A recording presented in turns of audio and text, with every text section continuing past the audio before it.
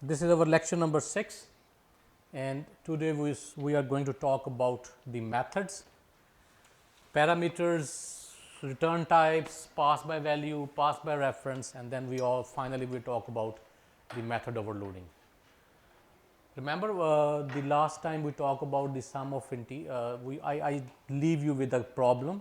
We will come back to that particular problem, but I have this particular specific problem to make you understand why we need the methods. So, find a sum of integers between 1 to 100, 245 to 876 and 1056 to. So, we have a starting point, we have an ending point, and we want to add all those numbers together into a sum. So, how we can achieve that thing? Any ideas that how we can do that? Yeah, please. For loops or while loop or do while loop, but loop is the answer. We start the loop from the first number, we initialize the sum value is equal to 0, whether it is an integer or double, whatever that data type is.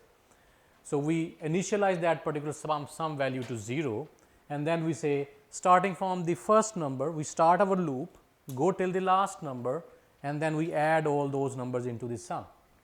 So, loop is the answer. So, now this is the loop which will help us to sum the number from 1 to 0. We say int sum is equal to 0, initialize that sum value to 0. Then we say that starting from the first number I is equal to 0, and then we say I is less than equal to 100. So, we go up to the last number, and then definitely every time we finish our loop we are adding the I, increasing the value of I by 1, and then sum plus equal to I, it means that we are adding I into the sum. You want to ask something? Okay. So, we are adding the values, and then we calculate the sum, and at the end we are going to print that particular specific sum on the screen. And if we look at that for the second set of numbers, that 245 to 876, we exactly the same 3 lines. Initialize the sum is equal to 0, start a loop from the first number to the last number, add I every time, and sum that I into the, add that I into the sum and print it, and the same thing for the third number. And if you look at that, these 3 lines are exactly the same,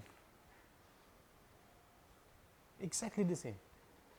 Initialize the sum value, start a loop from the first number, go up to the last number, add all those numbers together, and print the sum value. Writing this code, the same line of code 3 times, because we are doing the same thing. So, the answer to that question is that we do not need to write them 3 times, we can write them only 1 time, and we can try to change these numbers, because these are the numbers that we need to change, 1 to 0, so 1 to 100, 245 to 876, 1056 to 2045. So, if we somehow make these numbers change and write these 3 lines only 1 time, it will solve the problem. We can repeat, we can reuse the same 3 lines or the part of the code again and again with different numbers. Okay. So, we want to do something like this: sum is equal to 0, int I is equal to that sum number 2, and then we can say. So, can we write the steps only once and change the numbers? The answer is yes, and we need to use the methods. We call them functions, we call them methods, we call them procedures.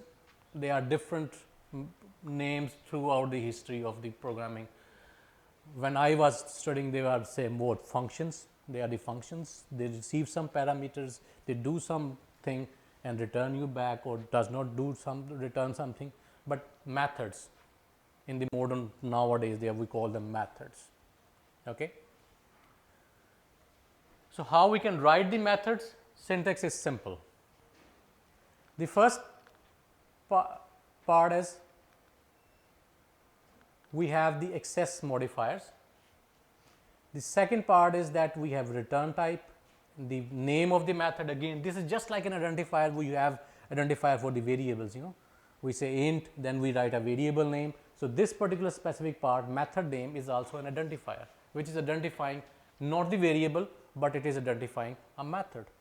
And then we have a parameter, list of parameter, number of parameters, the settings before that method can start, what is going to come as an input to that method.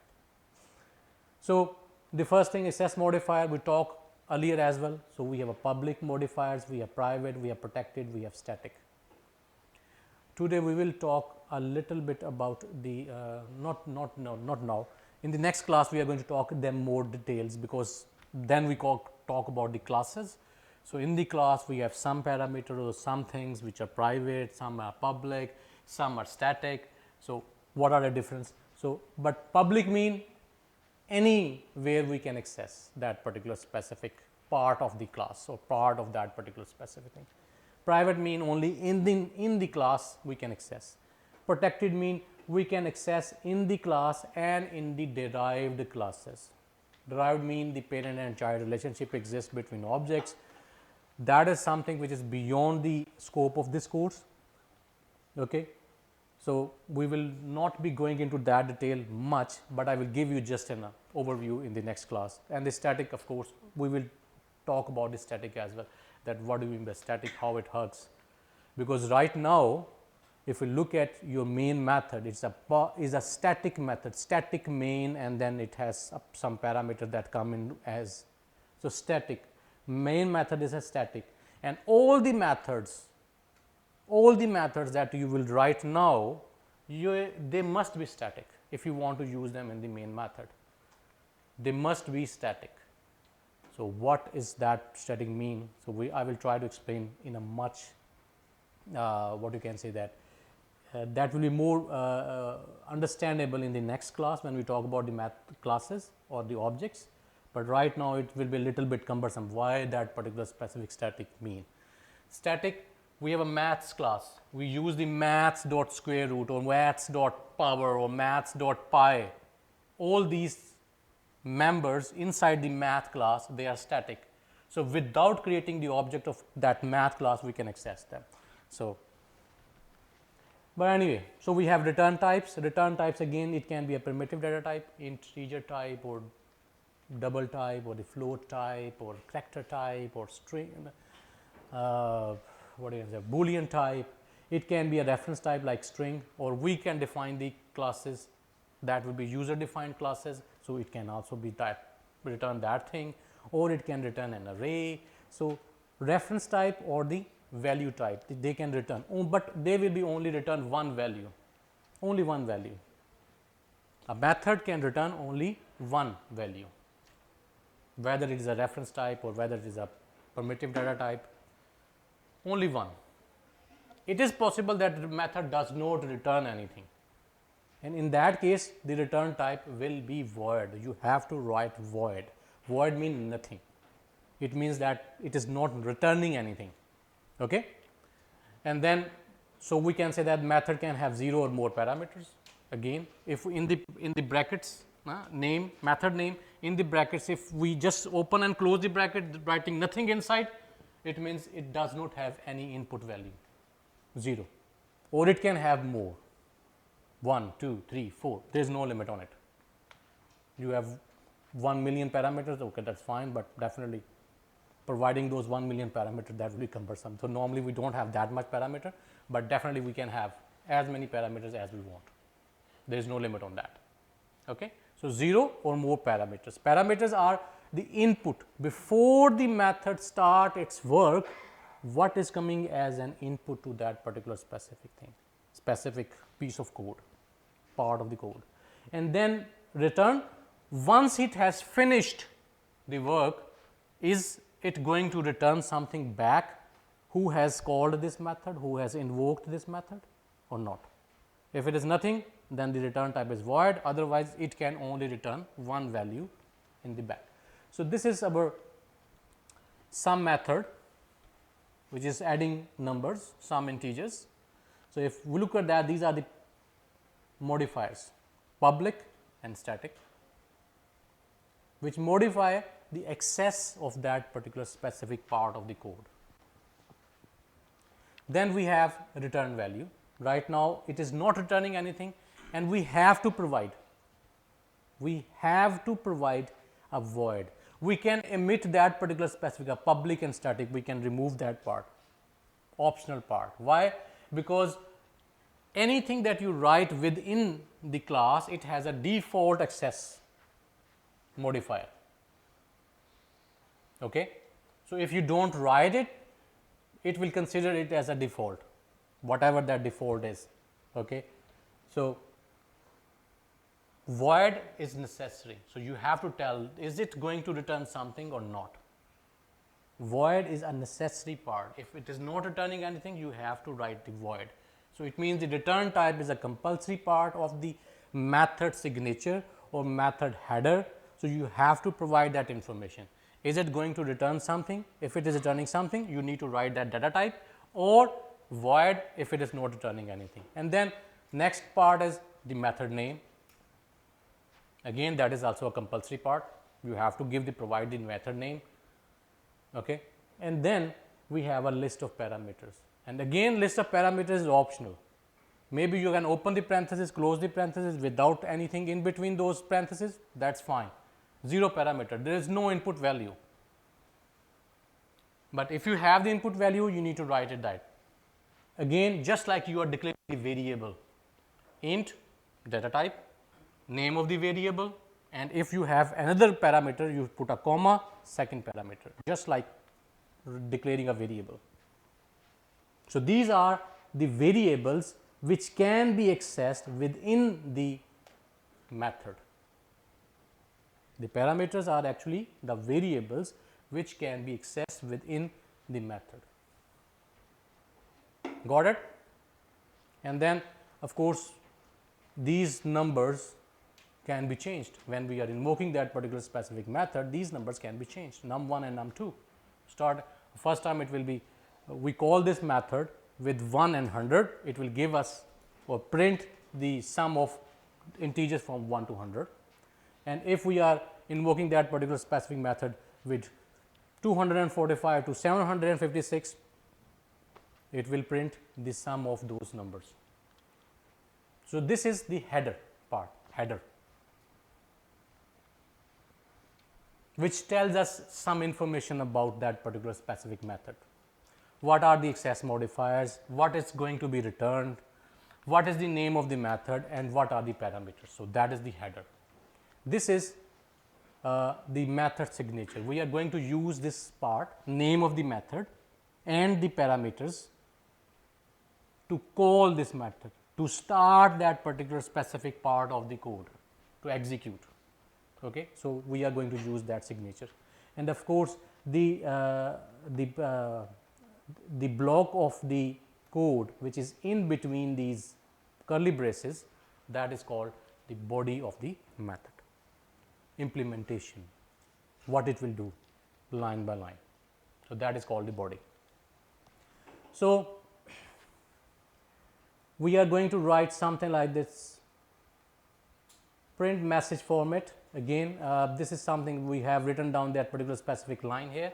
So, print message means that sum of integers, and then in the curly braces with 0 is 2, 1, curly braces is 2. So, actually this and then we are give the variables separated by comma. The first variable, the 0, that is a placeholder for the value. If you do not provide that particular specific variables, it has nothing, it has no meaning. It will just print the curly bracket and 0. Okay. But if you have provide the variables, the first part is actually going to be replaced by the value of the number 1. Second will be replaced by the value of the number 2, and the third will be replaced by the value of the sum.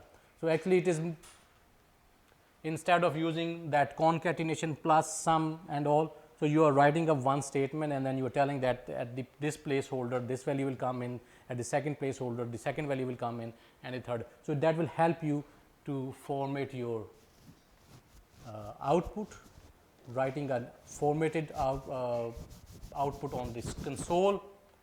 So, this is another way to present your results. Okay. So, that is why. So, invoking those methods, because we have written down that particular specific method here, we want to use it, where we are going to use it. Of course, right now till today, till this lecture, we have only one method, that is the main method. And now we are saying that we have defined another method, and that method will be out of the main method in the class, that program that we write, but out of that particular specific main method. Now we can invoke that particular specific method, start that method execution. And how? We have a static void main, and in that particular specific main method we are writing name of the variable and then providing those two parameters, starting value and the ending value, or the number 1 and number 2. So, we put first time we invoke that method with the values 1 and 100. Second time we will invoke that particular specific value method with the value 245 and 876 and so on. So, 3 times we invoke the same method and do the things. Now, we have only written one time that method, only change the numbers. Okay. So, these are the arguments again. Now, parameters and arguments. Parameters, when we are defining the method, when we are telling that in the header part, these are the parameters, the input values. But when you are providing the actual value that is going to be replaced there, we call them the arguments. So, parameters and arguments, there is a difference. Parameter is just a variable declaration within the method signature or method header, and the actual value which go into that particular specific method as a actual value, we call them the arguments. So, again all these values are the arguments that we have provided. Arguments can be the constant values like we have written down 1 and 100. Arguments can be the values that's coming from another variable, like we have defined 2 variables here and ask the user to give us the values. Number 1, number 2, you have asked the user to give us the value of the number 1, value of number 2, and then you take those values and give those values to the method. So, arguments can be constant values like here, or can be the variables that we have defined. So, sum of the integers with return. Previously what we did, void, it does not return anything, just print the sum on the screen. Now, we are saying that no, give me back the return. So, the integer value, public static int, now we have changed the return type. Now, the return type is int, and instead of printing that particular specific, the last time where we print console.write, rather than printing the sum on the screen, we are returning it back to the main method wherever it is has been invoked. So, of course, accordingly we need to change our main method, because now we are not printing them on the screen. So, if your method is returning a value, wherever you are using that method, they should catch that value and save it or maybe use it depending on whatever that requirement is. So, here we are trying to what? We are saying that sum of 1 to 100 is the placeholder 0, and then we are saying that we are calling the method. So, when we call the method, it will go execute that particular specific method, and now this method is returning a value. So, it will return the value at this particular specific method point here where we have invoked it, and that value is going to be used at the placeholder 0. Value wherever you have invoked or started that execution, the return value will come back in the same place. So, that method call is going to be replaced with the value. Once the method has finished the work, it will be replaced by the value which has been returned by the method, and that value is going to be used at the placeholder 0. Do you understand? Wherever you have invoked or started the execution of the method, once the method finishes its work, whether it is returning or not, it will come back to the same point,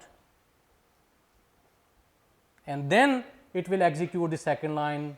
Again it will go and call the method, Again it will go and execute the whole method, finish the method and come back at the same point, print the statement on the screen and then go to this line number 3. So, you need to understand, we are calling another method.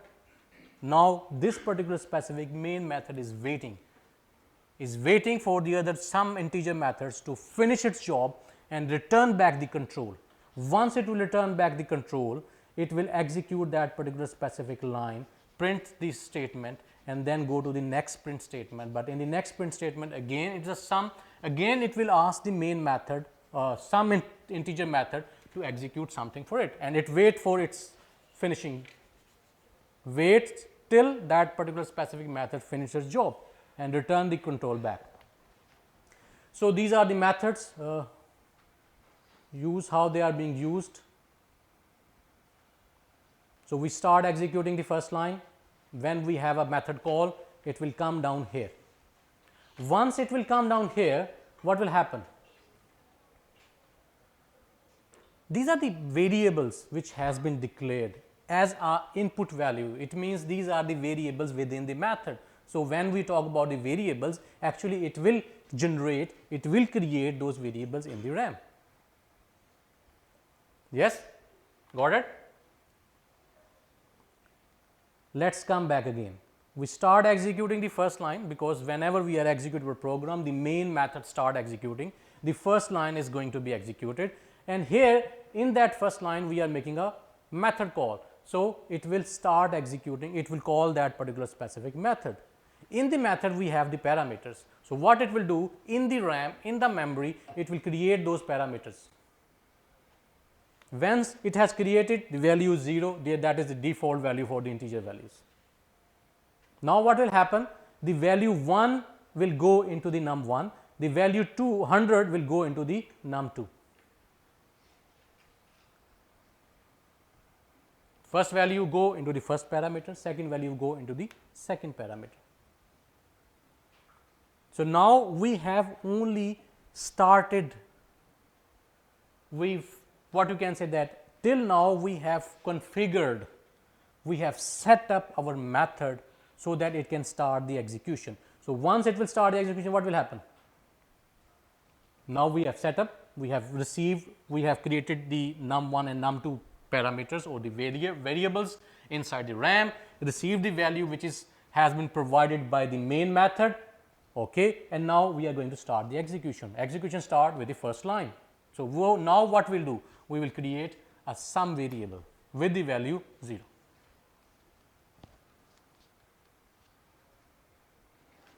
After that, that is a loop, creating the integer value I is equal to num1. So, num1 is 1, yeah. So, it will take the value of the num1 and put that inside the I, and what it will do? It will start executing that num1 I is equal to 1, 2, 3, 4, 5, increasing, adding that I value into the sum, and after that what will happen? Once it has finished the execution of that loop, of course, I am not going to run that one by one. So, value of I is going to 1, 2, 3, 4, 5, every time it is going adding sum plus equal to I. So, it will add. So, at the end, once we have finished that particular specific loop, we have achieved that particular specific value. When the value of the I has become 101, this loop is going to terminate, and then we are going to come back here, sum, return the value of this sum. What is this value of this sum? Sum is 5050. So, that value is going to be returned here. Once this value has been returned here, what will happen? It will use that 5050 at this particular specific sum of 1 to 100 is placeholder value 0. So, it will use that value here, because that has been returned. We are only using it, we are not saving it. We can save it. We can say int result is equal to call of that particular specific method. So, whatever is being returned, it will be saved in the variable. Yes, it is possible, but right now we are only using that particular specific return value to print something on the screen. Okay? So, once we have finished our loop, this particular specific, once we have executed, everything is being finished from the memory. Why? This method has a finishes execution, we do not need those variables anymore, delete it, automatic garbage collection. That is in the modern languages we have that particular specific feature, garbage collection, the variables which are no longer used within the program, they are removed from the memory so that we can release the memory for the other programs to be used. So, this particular specific part is I show you on the top, but actually it does not exist anymore in the RAM, it is deleted. Now, we come to the second line and again call the same method. Exactly the same thing is going to happen, it will create those variables and then get the values from the main method inside these variables or the parameters, and then it will create a sum variable, then it will create the I into 245 and again start processing that particular specific loop. Make sense? So, we have the same method, we are just using it again and again with different parameters, with different input values or different, you can say that, arguments. Okay. Once it has finished, it has that value that will be returned to the main method, and in this way we can use our methods.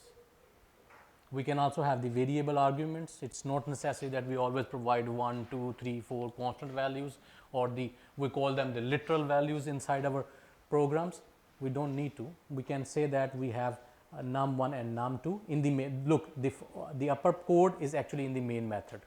I have not written down that particular specific main, but actually it is in the main method, and in the main method we have declared two variables, num1 and num2, and these variables is not necessarily that should be the same as the parameters names. No, these are the variables in the main method, they can have any identifier or any name over there, and then these identifiers in the method signature or the header, they can have any name whatever you like, n1, n2, a, b, c, x, y, z, whatever, but identifiers. Okay. So, I declare two variables over there and ask the user to give me the value, and then I am just say that sum plus is equal to integer, we call that particular specific method here. So, again I am just trying to ask the value. For example, user has given me some value, we will try to stick to that 1 to 100, okay, and then again give me the 100 value, and now I am going to call that particular specific method here. Now, I am providing num1 and num2 as the arguments. So, it means the values of these variables are going as an argument or the input to the method. So, what happened? Again we create those variables, and now the values are actually coming from the variables into those parameters. Values are coming from the variables into those parameters, and rest is the same, does not matter whatever we are doing, and then we execute.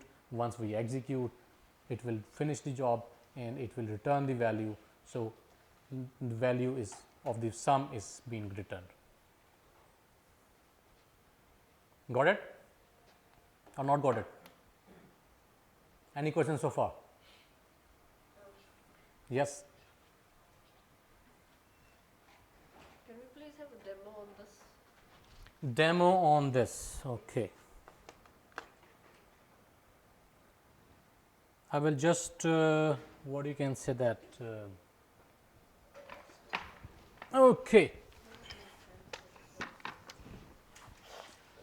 So, we want a demo over here. So, I will just try to open my Visual Studio, and this Visual Studio is in the Mac. It will look a bit different than the Windows one, but do not worry about that.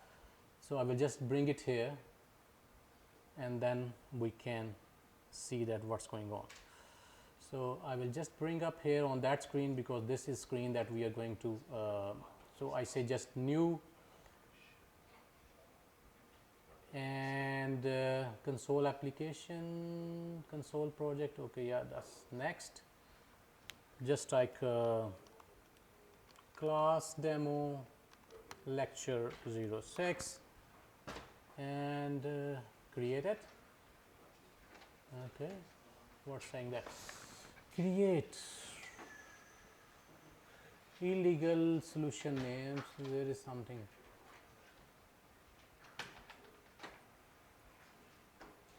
Project.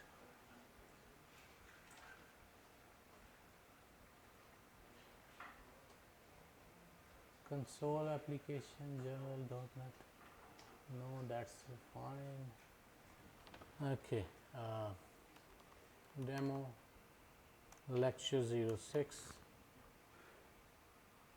I just try to put that one into D101 week 06.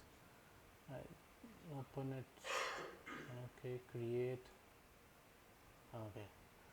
Anyway, maybe it's I put spaces in the name, I don't know, but whatever the reason is. So it is coming at here. Okay. So this is our main method. So what we are doing, we are number one thing, we have two things. One is a namespace, that's a virtual combination or virtual direct collection of classes. So we are in the class. Look at that.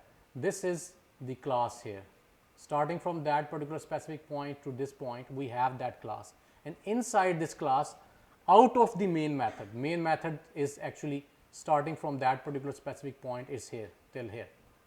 So I am just trying to out of the main method, but within the class, whatever code we are going to write in the C#, it should be within a class.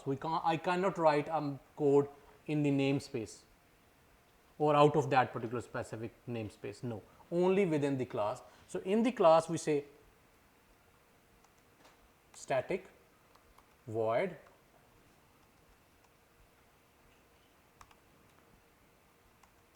void, and then we say some integers. We are going to num1 int num2, and then we are going to start our method. Now you can see that static access modifier. I will show you, if we remove the static, we cannot call this method in the main method. Okay. So that's why whatever we are going to write, it should be static. Okay. So what we are doing, we say int sum is equal to 0 for int I is equal to num1, I is less than equal to num2, and I plus plus, and then we can simply say sum plus equal to I.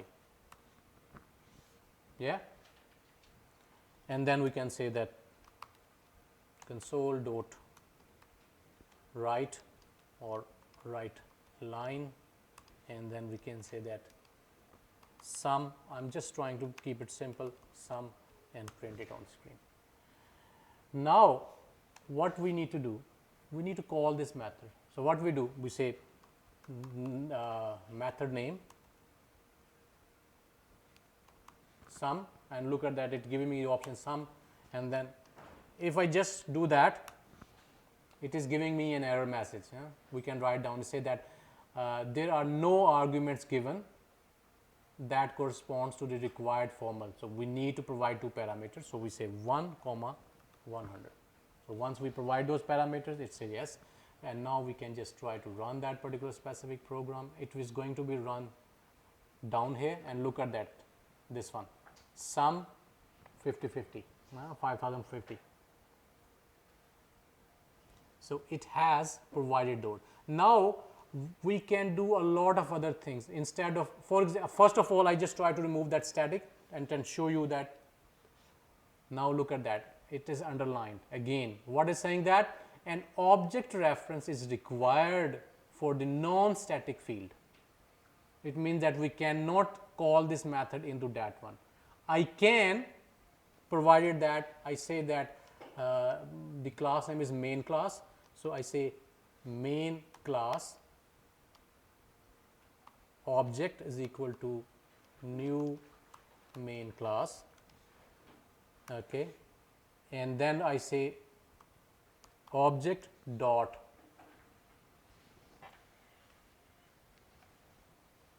now what I am doing, I am creating the object of that class,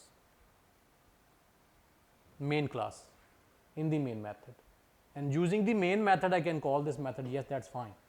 But if the main method is static, I cannot call directly. Okay.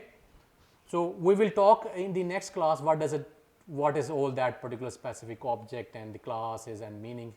So, right now I just say that I will just make that particular specific method static.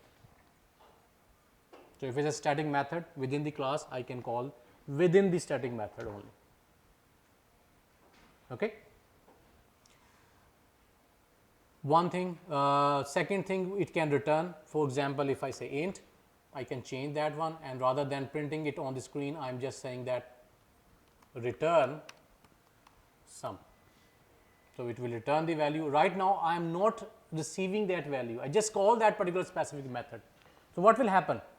This sum integer method is going to return the value, but I am not using it, I am not doing it, it will not do anything, it will just waste that particular specific value, because we just call it and that we are not using it, we are not saving it in sum. So, what we can do just to save it, I say int result, it can be the name can be sum as well. Here we can also use result or sum. So, now what we are doing, we are saying that we call this method, whatever is going to be returned, the value that is going to be returned by this method is going to be saved in the sum value, and then here we can say that console dot write line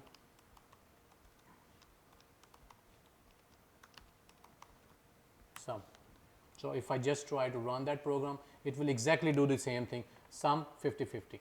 Here I need to put maybe a, what you can say, that space. So, I can run it again. So, you can see that sum 50-50. It is doing the same thing. Here we are saying that we whatever that being is returned by this method, we want to save it in this sum. Okay. So, that is how we can. So, we are defined a method, that particular specific method here, and then here we call it, we invoke it, we started it. There are different way to do the thing, say the things. Invoke, normally we use it. Is it fine?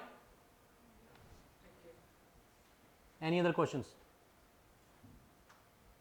before we can move to the lecture again? No? Okay. So, we can also say something like I have shown you int sum is equal to integers. So, I mean whatever that being is returned, it is going to be saved in the variable, and then that variable we can save later on in the main code or maybe somewhere else, okay, wherever you want to use within the scope. Remember the scope of the variables? Scope of the variables. So, again this num1 and num2 are only accessible starting from this curly brackets to end of this curly bracket, local scope within the method. This variable num1 and num2, they are only accessible in the main method. Names are same, does not matter, but scope is different, they are in a different scope. Accessibility, where we can access those methods. Again we can have the again look at that, all method that I will show you today, they are static, because we are going to call them in the main method. In the main method, because the main method is static, so we have to make them static, otherwise we need to create the object and then we can access it. Max number, so we provide those two numbers and getting a maximum number, which number is the maximum between these two. In the main method, we are getting those values from the what you can say that from our user, and then calling that particular specific max number to show that this is the maximum number. Is it fine? Do you understand what's happening in that code? This is the method. this is the main method. In the main method, we are calling this particular specific method, providing those two values which are coming from the user, and that method is actually return me the maximum number. Yes, no, okay, fine. Minimum number, we only need to change that these angle brackets, the comparison. If we change the comparison, if we give me the minimum number,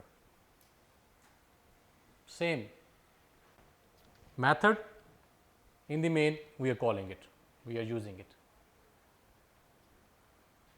Greeting a message, static void, again static void does not return anything. Greet name, it does not have any parameter, just print that particular specific. Welcome to the methods. String name, welcome name. So when you say greet, it will just print, call this particular specific method and show the result, show me, I mean it will show welcome. And if we call this method, that is going to call this particular specific method, provide the argument value, that is a string, and it will show me this welcome message on the screen. Welcome to method Abbas.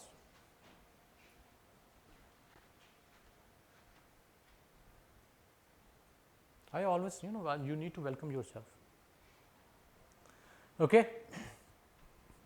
So you can provide anything in the parameters, you can receive back anything as a return type, but you have to define that type first. If you are trying to define your own type, you have to define it first and then you can return it. Okay. Remember that we in the last time we talked about this particular specific problem, that if we have 53 or 54 students in the class and then we need to find out the average and the maximum numbers and the minimum number in each course.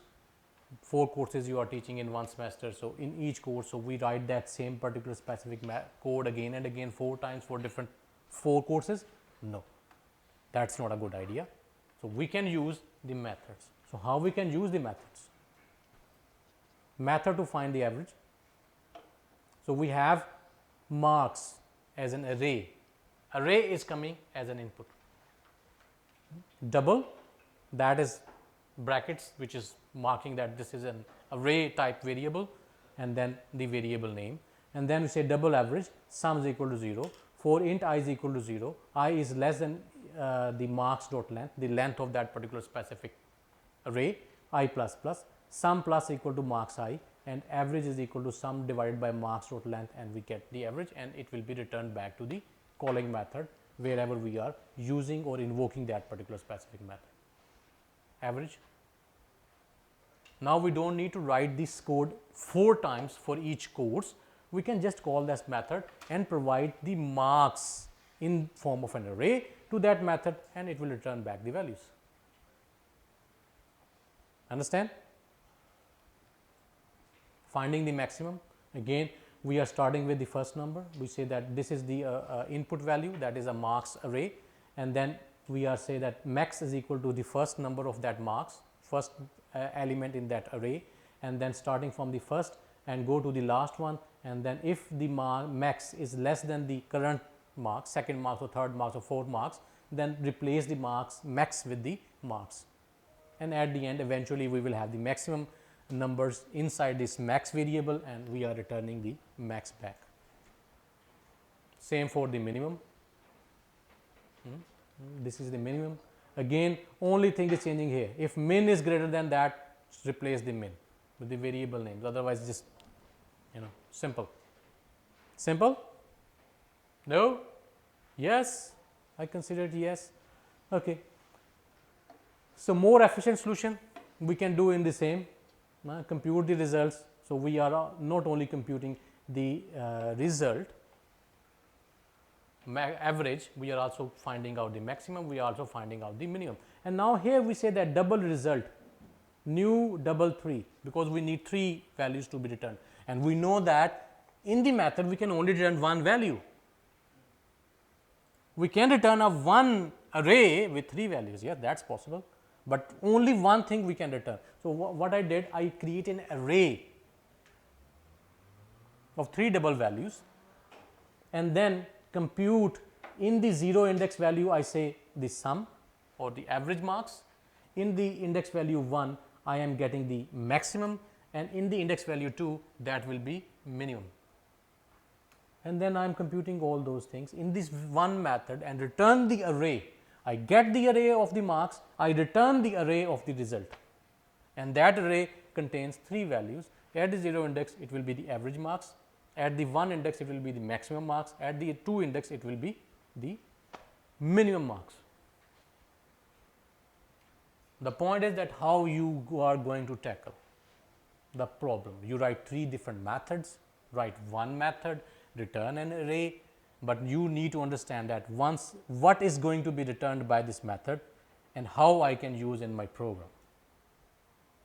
Because you are defining, you are designing the thing, so you know very well what is going to be coming as an input, what is going to be returned by that particular specific method, and how I am going to use it. So, it is totally up to you that you want to write 3 methods or you want to write one method.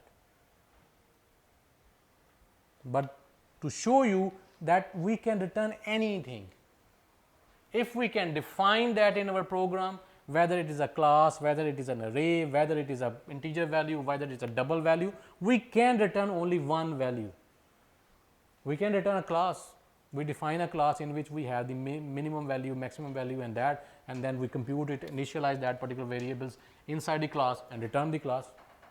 Yes, it is possible.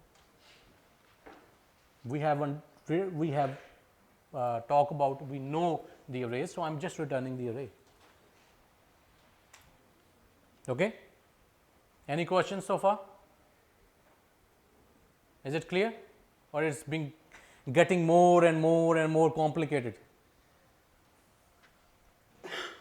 Again, when we talk about the programming, yes, we know we need to understand the basics: loops, arrays, collections, different ways, stacks. But now, when we have a problem, we have all these different pieces, how we can combine them together to solve the problem, and that is the art of the programming. Build the picture using those pieces that we have. We have variables, we have methods, we have arrays, we have the classes, and then we have different type of access modifiers and so on. So, we are trying to connecting them together to make a picture, to solve a problem, simple. Okay? Parameters passed by value. Up to this point, if you have any question related to the method, we have the method header, we have the method signature, we have the parameter list, we have the return types, we have the body. Body is again just like a program that you have written in the main method all the time. Body of the method is actually the main method. Main method, whatever you have been trying to do, in this till this week, last 5 weeks, you are trying to write a program, they are all in the main method. Now, I say give you another tool that you can write multiple methods, maybe task 1, method 1, task 2, method 2, task 3, method 3. So, you can write different methods within the same class, within the same program, and then you can just use them in the main method. So, it is just simple program. Rather than writing in the main method, now you are writing in your own method that you are defining. That is it.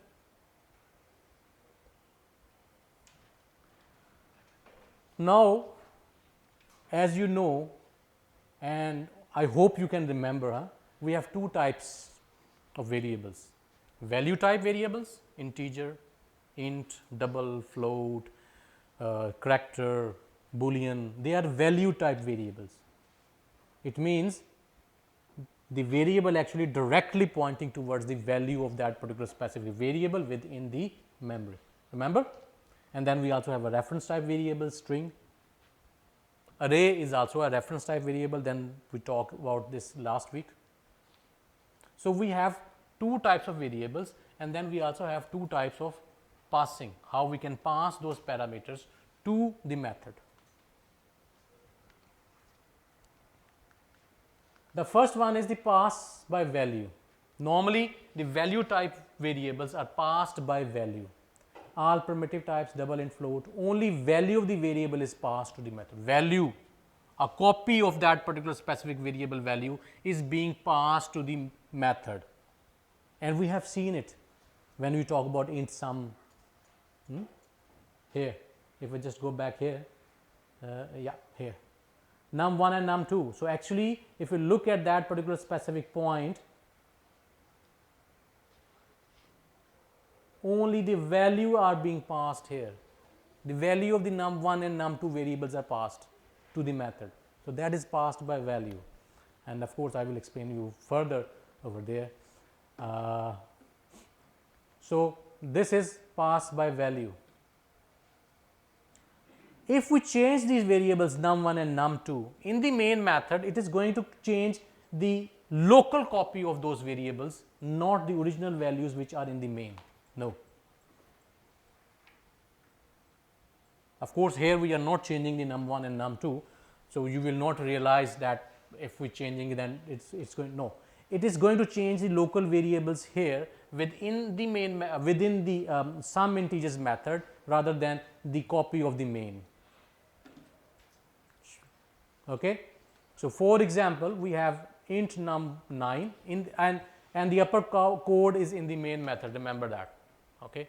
So, int num9, we have the character a, and then we have the boolean funny is equal to false. We have these three variables of different types, and they are all primitive types and value types as well, and we have a method here pass by value int num1 character c and bool is fun, and inside the method we are changing the values. Num1 is equal to 45, c that is a character type will become b, and is fun is equal to true. So, what happened here? So, when we come down here, it will execute that particular specific line, create a variable num, assign the value 9. Go to the second line, create that particular character type variable and assign the value a, and then we have the boolean type variable and assign the value false. When we come down here, we are calling this particular specific method. When we call this particular specific method, it will create the num1, it will create the character c, it will create the is fun. These three parameter values, these are the variables, it will create those variables here. And now, it will receive the values, first parameter num, value come in the first parameter. Second parameter is ch, that is a character type, the value will come in the second parameter, and then the third parameter is a boolean type and it will receive the value. Now, when we come down here, start executing, because now we have configured or set up that particular specific method with the input values. Now, I just come down here. When we come down here, num1 is equal to 45, it changed the value of that particular specific variable. Now, look at that. Inside the main method, the num, the upper part of the RAM, it is still 9, it is not 45. So, we only receive the values inside the new variables or the local copies of the variables, and if we change the local variables, it will not affect the variables in the main method from where that value is coming.